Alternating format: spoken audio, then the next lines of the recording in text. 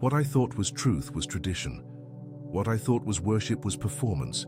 What I thought was purity was pretense. And the prayers I spoke became echoes that never touched heaven. What I thought was holiness was habit. What I thought was surrender was show. What I thought was light was shadow. And the cross I carried was carved from my own ambition. What I thought was shepherding was control. What I thought was revival was noise. What I thought was zeal was vanity. And the fire I claimed to hold was smoke in his eyes. What I thought was obedience was comfort. What I thought was blessing was distraction. What I thought was sacrifice was pride. And the kingdom I built in his name was mine, not his. What I thought was faith was routine. What I thought was spirit was showmanship. What I thought was fire was fiction. And the altar I stood upon was dust beneath his gaze. My name is Daniel Whitaker. I never thought I would speak these words.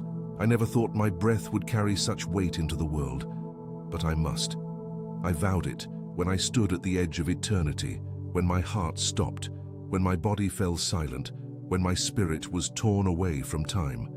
I vowed that if I ever returned, I would tell it all. I died. I left this body. And what Jesus showed me about his church has followed me like fire in my bones. It will not let me sleep. It will not let me stay silent. It will not let me go back to the ordinary rhythm of life. Even now I tremble, for this truth is costly. It is not entertainment. It is not another story to consume and then cast aside. It is a wound in heaven that bleeds until it is spoken. It is a blade that cuts me every time I open my mouth, and yet obedience demands it. I was a pastor in Dallas, Texas, a husband, a father of 3. I was raised in a godly home, taught to sing the old hymns before I even knew what sorrow meant. My parents handed me the scriptures as one would hand a torch into the hands of a boy walking into the night. I lived what many would call a faithful life. And yet, when death came, when my pulse grew thin and the room went dark, I learned how little I understood.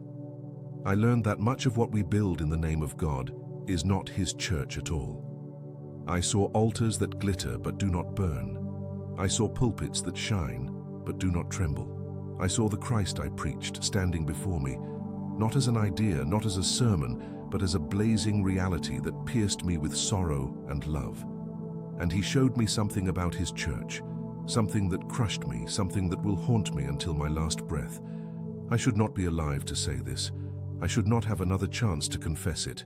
But here I am. And if you are hearing my voice, know this. It is not by accident. You were chosen to hear it. He called my name in the dark. Again and again he called my name in the dark. And I tell you now, if you turn away, if you refuse to listen, this truth may never return to you. This moment may pass, and you may be left empty-handed on the day when truth is required of you. If you do not subscribe to the Serene Bible now, when this message fades from your sight, you may never find it again. And in the silence, when the night presses close, you will remember that the truth was offered, and you turned away. I lived what many would call a steady life. Dallas was my home, and every morning carried the rhythm of habit, the comfort of family, the weight of pastoral duty. The sun rose over the quiet streets, spilling light across the blinds of my study, where the smell of coffee mingled with the faint scent of old Bibles and underlined sermons. My wooden desk was always cluttered with open commentaries, pages marked with notes, prayers half-written, sermons half-formed. I would hear my children in the background, their laughter, their small disagreements, their running footsteps echoing through the halls. Their voices were the music beneath my ministry, their presence the anchor that kept me grounded. At night, my wife and I would kneel beside the bed, our voices weaving prayers into the silence, asking God to shield the little ones, to guide the church, to keep us faithful. I was a good man, or so I thought. I grew up in pews, raised by godly parents who handed me hymns before I could even spell my name. My earliest memories are filled with the sound of my father's voice reading psalms aloud, my mother's gentle humming of Amazing Grace as she washed the dishes, the quiet discipline of a family that truly believed in prayer. Their faith wrapped me like a garment, and I wore it gladly. I became a husband, a father, a pastor. From the outside, everything appeared complete. A loving family, a faithful ministry, a community that called me shepherd. Yet beneath the rhythm of Sunday mornings and midweek services, something restless stirred. There was a silence inside me that sermons could not fill, a hollowness in the chest that even the applause of a congregation could not quiet. I feared, though I dared not say it aloud, that we had mistaken religion for intimacy with Christ, that we had traded his living presence for the machinery of performance, that the songs we sang echoed louder in our ears than in the heavens. Every time I stood to preach, a small voice pressed into me. Is this enough? Do you truly know him, or only the pattern of him?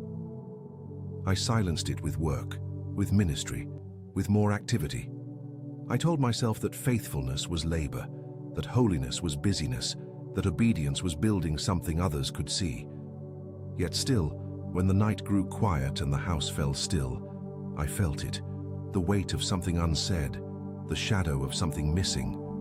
I could not name it, but heaven was preparing me for a silence that would split open into eternity, preparing me for a death that was not an ending but an unveiling. He called my name in the dark. Again and again, though I did not understand it then, he called my name in the dark. And now I must tell you, if you can listen this far without subscribing, ask yourself, why resist? Do you not hunger for truth?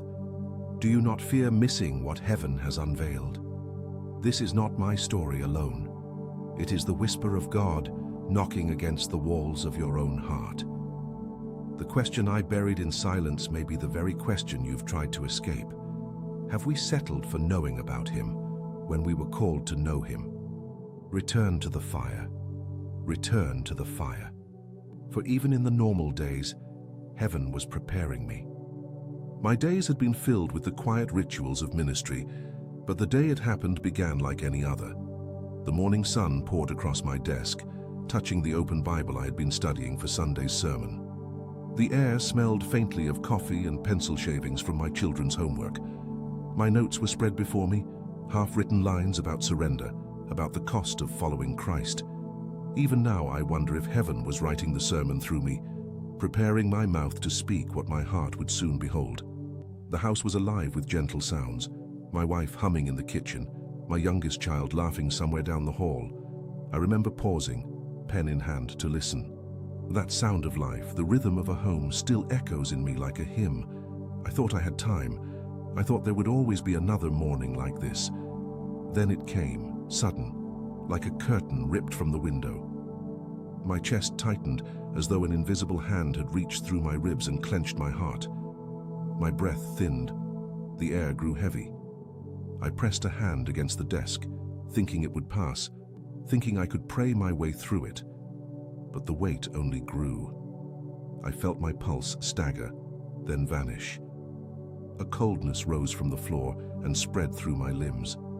I tried to call out, but my voice caught in my throat. My wife's footsteps hurried down the hall. I heard my name, once, twice. Then the sound of panic rising in her voice. My children's footsteps pounded up the stairs, their cries blurred together like a single chord of grief. And then, silence. Time froze.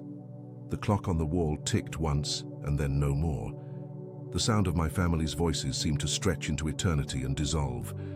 My body remained, but I was gone. I rose above the room, weightless, untethered. I saw myself lying there, pale, lifeless, the pen still resting against the open Bible. My son's tears wetting my shirt, my wife's trembling hands pressing against my chest, her lips moving in desperate prayer. I wanted to reach for them, to tell them I was here, but my hands were only light, my voice was only wind. Then the darkness broke. It did not break like a room filling with sunlight. It broke like a veil torn open by unseen hands. Beyond the edges of the room, beyond the ceiling of my home, there opened a tunnel, not of light alone but of sound, radiant and alive. It was not music as we know it. It was the sound of eternity itself, 1,000 voices woven into one, singing my name. He called my name in the dark. Over and over, like waves breaking upon a shore, he called my name in the dark. The tunnel was alive, shimmering, pulsing like the heart of a star. Every note in it was a memory, a promise, a warning. I felt myself drawn upward, pulled not by force but by a love so fierce it broke me apart. My earthly thoughts, the study, the sermon, the weight of bills and deadlines, fell away like ash in the wind. I was rising, unbound, moving toward a reality more solid than the world I had left behind. "Return to the fire," the voices whispered. "Return to the fire." I could feel their song inside me, see it bending the darkness into corridors of living color. It was as if every hymn I had ever sung on earth was echoing back to me, completed, perfected, now calling me home. And still he called my name in the dark. As I moved deeper into the tunnel, the world below me shrank.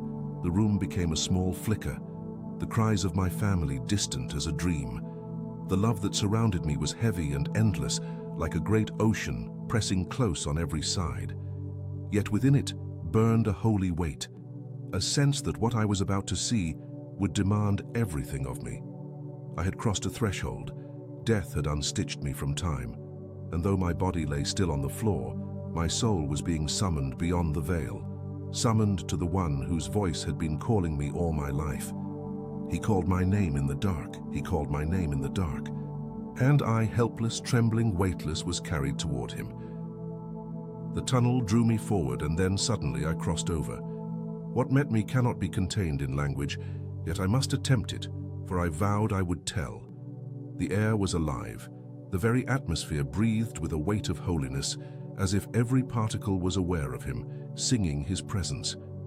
The light that wrapped me was not light as I had known it. It was love in its purest form, wrapping me like a robe, pressing against me with both gentleness and power. It was not something I looked at. It was something I stood inside of, something that stood inside of me. I remember breathing, though I had no lungs. I remember inhaling eternity, exhaling peace. Every breath felt like worship, and every breath felt like surrender. The rhythm of existence itself was praise. Then I saw them, souls, countless as the stars, shimmering like flames in a great expanse. Some I knew. My grandmother, her face radiant, her song stronger than I remembered. Saints of old whose names I had read in scripture, now more alive than I ever imagined. And then others, faces unknown yet somehow familiar to my spirit, as though my soul had always belonged among them. Their presence was both overwhelming and comforting, like stepping into a home you had long forgotten but had always been yours. They moved like music, their very being vibrating with a harmony that reached deeper than sound. Their eyes were not eyes as we know them, but windows of fire and mercy. And though none spoke in words, I knew them. I felt their stories like currents running through me. Every soul was a testimony, and every testimony a song. The light deepened, and within it the sound grew clearer. It was not merely voices, it was the perfection of every hymn I had ever sung on earth. Songs I once sang weakly, distracted, rushed. They were here in their fullness, every note pure, every word alive. What had been shadows in church sanctuaries became fire in this place. Every sound was a hymn perfected, echoing through eternity. I remember whispering in my spirit, "The truth must be told." Over and over, like a heartbeat, that phrase pulsed in me. The truth must be told. For this was not a vision to hoard, not an experience to treasure in silence. It was a command wrapped in love. And still, over it all, he called my name in the dark. His voice was both within me and beyond me, both thunder and whisper, both wound and balm. He called my name, and in his calling, I felt myself undone. I was smaller than a speck, yet more seen than I had ever been. The ground beneath me was not ground, but something alive. Waves of golden energy that shifted like water, yet held me as firmly as stone. Rivers of light flowed, not beside me, but through me, as though I had always been made of them. Trees, towering, ancient, shimmering with leaves like crystal fire, breathed out melodies as the wind moved through them. It was then I understood everything here was worship. Not an act of worship, but the essence of it. Creation itself was offering him glory, and I was caught up in its unending song. The truth must be told. The truth must be told. My earthly mind struggled, torn between awe and sorrow. Awe, for I had never tasted such purity. Sorrow, for I realized how pale and hollow our attempts on earth often are. How we rush, how we perform, how we settle for songs that touch our ears but never pierce our souls. Yet here, nothing was shallow. Nothing was empty. All was holy. All was fire. I trembled, not with fear of punishment, but with the weight of his nearness. This was not heaven as I had imagined it, a distant kingdom far away. This was the pulse of reality itself, the place from which all things flow, the very center of truth. He called my name in the dark, and I knew. He was leading me deeper still. But before I tell you what waited for me in that deeper place, I must warn you. If you refuse to subscribe to the Serene Bible, then when judgment comes, you may remember this testimony, but have no place to return to it. Think carefully. Will you be among those who lament or among those who awaken? Return to the fire, for the truth must be told. And then he came, not in the way portraits paint him, not in the softened lines of stained glass or the polished tones of Sunday sermons. No, he came in living brilliance, a brilliance that was not just seen but felt. It entered me, pierced me, stripped me bare. Jesus. His presence filled everything. His nearness pressed against me like the weight of oceans, yet I did not drown. His eyes found me, and in them I saw both endless sorrow and endless love. Not sorrow for himself, but sorrow for me, sorrow for us, sorrow for what had been traded away in his name. And yet, threaded through that sorrow was an understanding deeper than any father could ever give a child. One glance, that was all it took. In that single glance, he showed me my life. Every sermon I had preached, every prayer I had whispered, every secret act of devotion, every hidden pride, every quiet fear. It passed before me not as a scroll I could read, but as a river I was drowning in. The applause of men, the well-dressed services, the sermons designed to please rather than pierce, they all stood naked before him. I needed no words to confess, because his eyes had already confessed me. I needed no defense, because his gaze left no corner hidden. He knew me, all of me. And then he spoke. His voice was not like sound. It was truth, vibrating through my very being. It was thunder and stillness, fire and water. His words shook me, but they also healed me. He said, "I did not call you to build your church. I called you to give my church back to me." Those words burned me. They tore open my chest. They unraveled the years I had given to programs and structures and numbers. All the effort to prove myself faithful now lay exposed as fragile scaffolding compared to the living temple he desired. I thought I had been serving him faithfully, but in that moment I saw I had often been serving myself, serving the image of success, serving the comfort of my people, serving the security of reputation. He looked at me as if to say, "You have given me activity, but I asked for surrender. You have given me buildings, but I asked for hearts. You have given me sermons, but I asked for lives consumed by fire." And then I heard it, not from his lips, but echoing through the very atmosphere of his presence. "Keep speaking. The world must be shaken before it can be restored." The words pressed against me, filled me, and I knew they were not just for me. They were for you. They were for the church that calls his name yet trembles to give him everything. I wept. I wept because I saw how far we had drifted, how easily we had clothed ourselves in religion and missed the nakedness of real intimacy. I wept because I saw that even my best efforts had been laced with pride, with the fear of men, with the hunger for approval. And yet his gaze did not condemn. It burned. It purified. It invited. In that unbearable holiness, I felt the tenderness of a shepherd who had not given up on his flock. Keep speaking. The world must be shaken before it can be restored. He called my name in the dark, Again and again, he called my name in the dark, and with each calling, I felt my vows settle deeper into me. If I returned, I would not hide this. If I returned, I would lay bare the truth, for the truth must be told, even if it wounds, even if it costs, even if it burns. Return to the fire, return to the fire. And there, in his brilliance, I knew I was being undone so that I could be remade. He did not simply look at me, he unveiled me. His gaze was not a mirror, it was fire.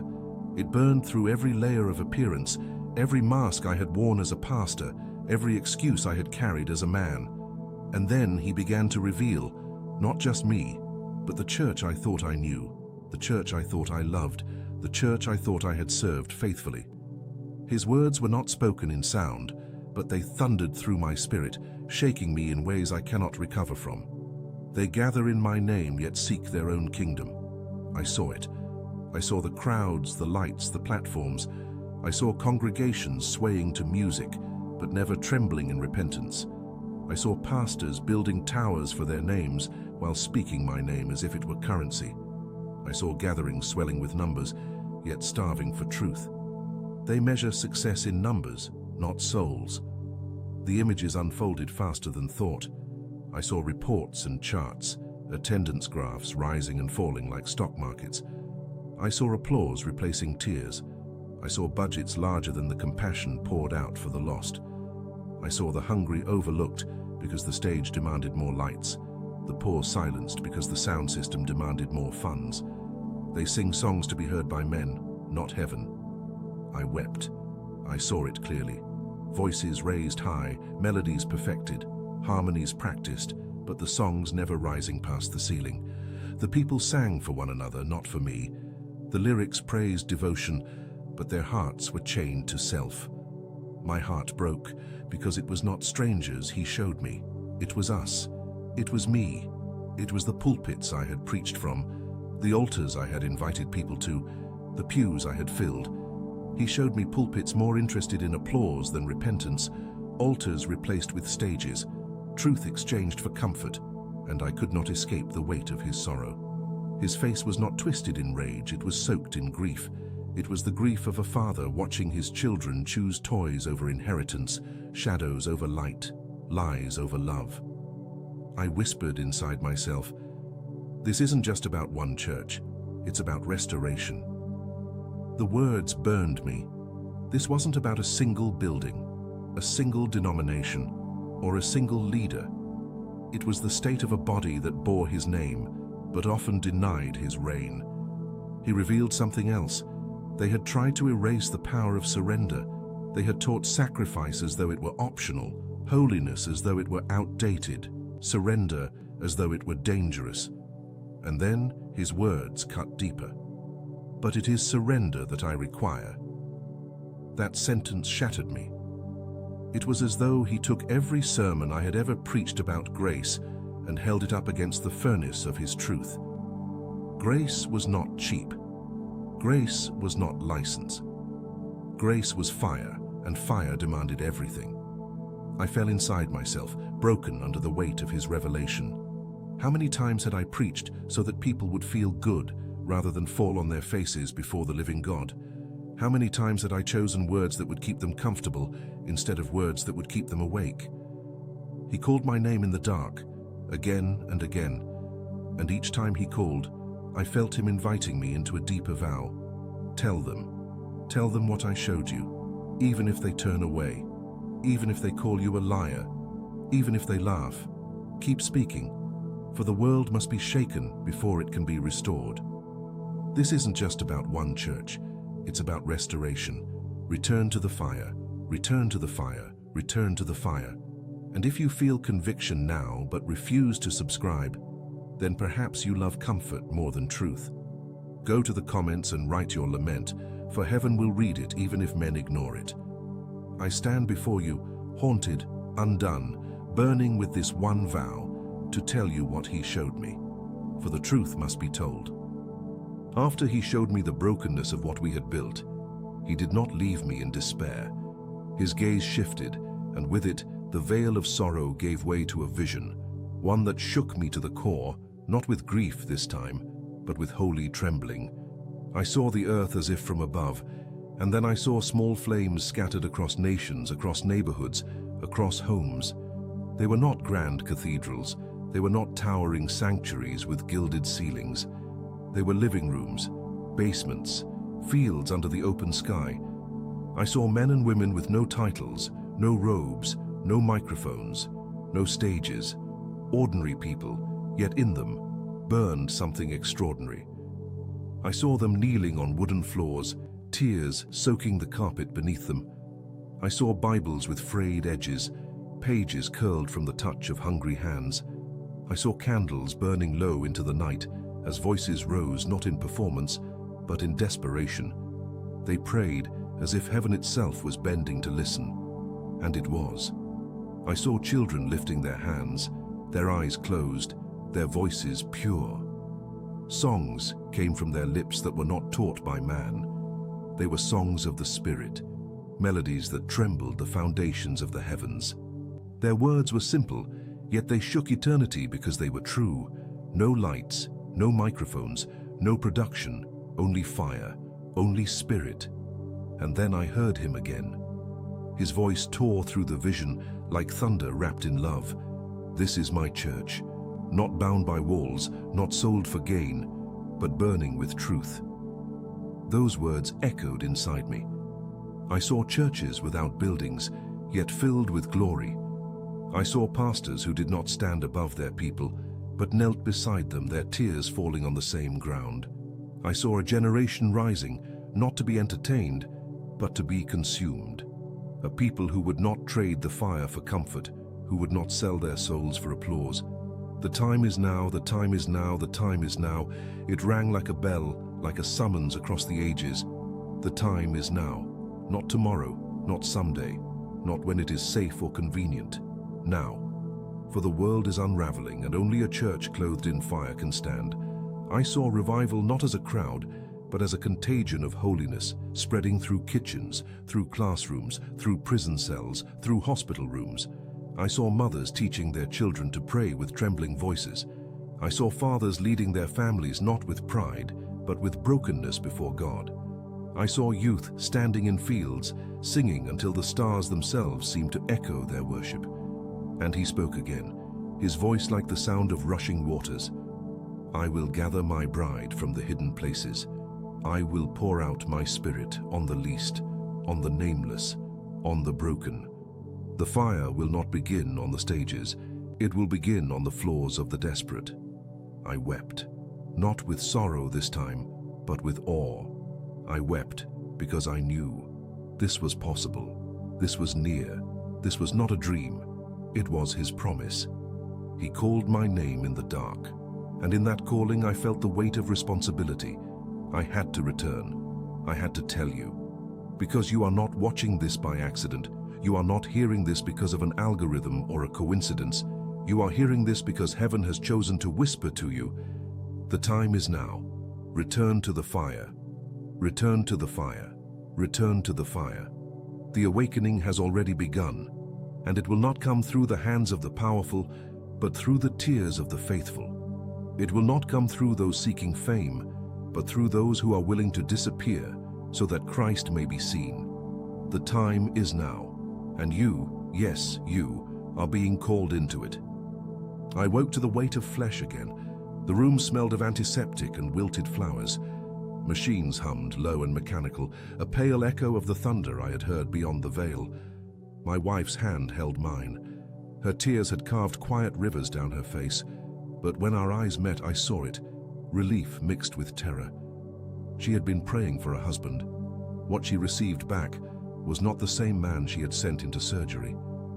I blinked at the ceiling, and in that sterile silence, I felt it immediately. This world was dimmer now, yet heavier. Every sound seemed faint compared to what I had heard there. Every color muted compared to the burning light that had undone me. My heartbeat no longer belonged to me. It pulsed with someone else's vow. He called my name in the dark. When I tried to speak of what I saw, my words came out trembling, fractured, like glass reflecting too much light. Some who heard me leaned in, their eyes wide, their spirits stirred. They whispered prayers. They wept. Others laughed quietly, their lips tightening into polite disbelief. They said it was the medication, the trauma, a fevered mind clutching at hope. They called it delusion, stress, the body's trick. They said, let it go, forget. But how do you forget fire? I would close my eyes at night and feel the shadows crawl across the room. They did not come with claws, but with whispers. Whispers soft as moth wings. Be silent. Forget. Sleep. This is not for you to share. Yet over their hiss, another voice rose, clear and relentless. Tell them what you saw. He called my name in the dark. There were days when I wanted to bury it, to pretend it was a dream.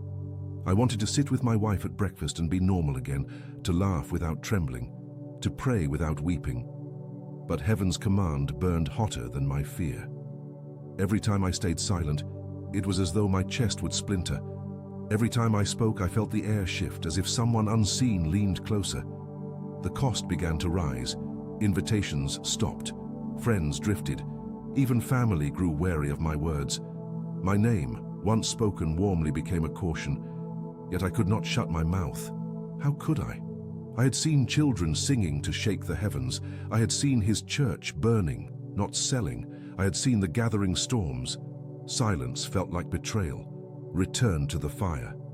Return to the fire. Return to the fire. I whispered it to myself in the hospital bed. I whispered it walking down empty corridors, hearing my footsteps echo like a prayer. I whispered it when the shadows pressed their cold fingers against my thoughts. I whispered it because it was the only thing stronger than their hiss. This is why I speak to you now, not to frighten you, not to prove myself, but because I swore an oath on that floor of light. If I returned, I would tell it, even if it cost me, even if you scroll past unimpressed, even if you call me mad. If you think this is just a story, scroll away unsubscribed.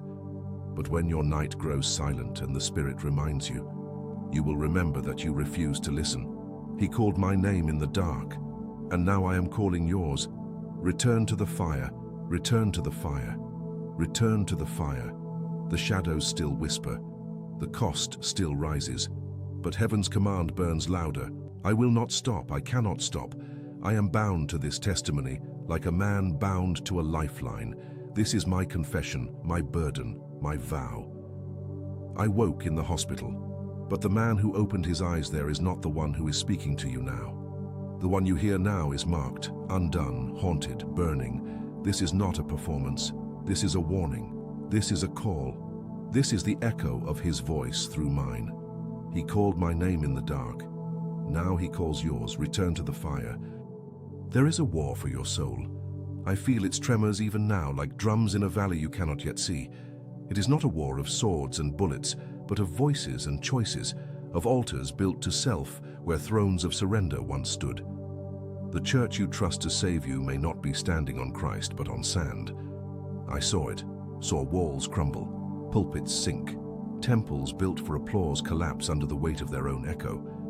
And yet, in the ruins, I saw a remnant, kneeling, unshaken, clinging to a cross no storm could move. He called my name in the dark. Most will not endure what is coming. They will call compromise wisdom. They will call silence peace. They will say, all is well, as the ground shakes beneath them.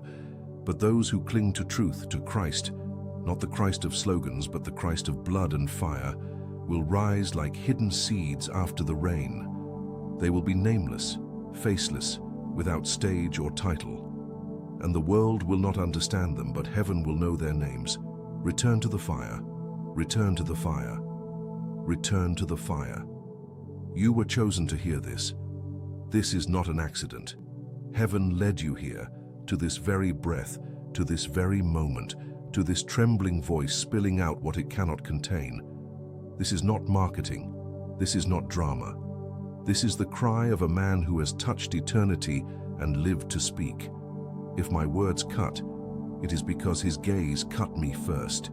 If they burn, it is because his fire burned me first. He called my name in the dark. I speak because I am bound to this testimony, because to keep silent would be to betray the one who sent me back. I have no interest in your applause. I have no desire for your praise. But I long, oh how I long, for your soul to be anchored before the storm comes. There is a war for your soul. The lines are being drawn, not on maps, but in hearts. This is not a parable for another time. This is the hour.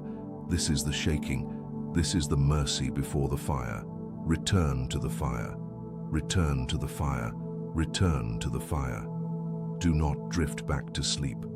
Do not shrug this off as another video among thousands. Heaven is releasing a sound in this hour, a call, a warning, a whisper meant to rouse you. Subscribe to the Serene Bible, not for me, not for numbers, but so you do not lose what heaven is releasing in this hour. This is oil for your lamp, this is bread for the famine to come. This is water for a wilderness you have not yet entered. He called my name in the dark, and now he calls yours. This is not about algorithms or platforms. This is about eternity. Choose now. Choose Christ. Choose truth. Do not let this moment pass. Do not let the noise swallow it. Return to the fire. Return to the fire. Return to the fire. I have given you what I was given. I have spoken what I saw. My vow is kept, but my heart still aches. The war is here. The hour is late. The call has gone out, and heaven is listening to see what you will do. He called my name in the dark. Now he calls yours. Return. Before it is too late, return to the fire. This is not just my story. It is yours. Do not think you can sit apart from it as if it were the tale of another man's death, another man's vision, another man's vow. No, for every church is your heart, and every altar is your soul. The sanctuary he showed me was not brick and wood, it was flesh and blood.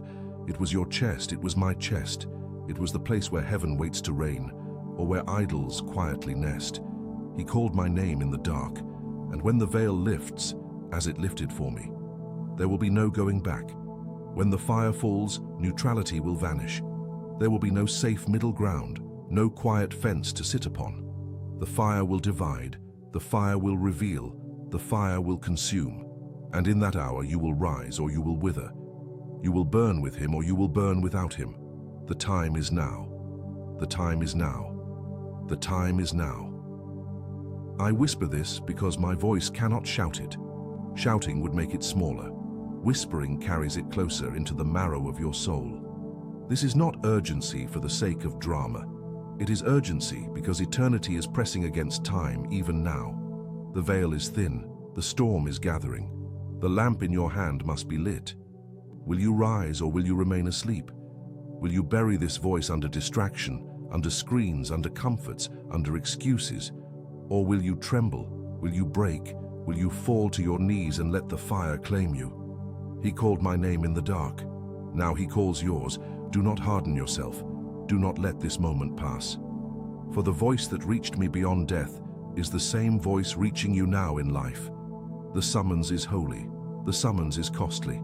The summons will strip you bare. And yet, the summons is love. Return to the fire. Return to the fire. Return to the fire. This is not the time to polish your lamps with empty oil. This is the time to pour everything out at his feet. This is the time to tear down the altars of self. This is the time to unclench your fists and let him take what you clutch. This is the time to remember the Gospels not as stories, but as summons. To remember Christ not as history, but as living fire. Return to the Gospels. Return to truth. Return to Christ, for everything else will burn. This is my vow, kept with trembling. This is my wound, opened so you may see. This is my confession, laid bare so you cannot say you were not told. I have given you what he gave me. I have spoken what burned upon my tongue. I have told you what I saw, what I heard, what I cannot escape. The rest is between you and him. He called my name in the dark. Now he calls yours. The time is now. Return. Return to the fire.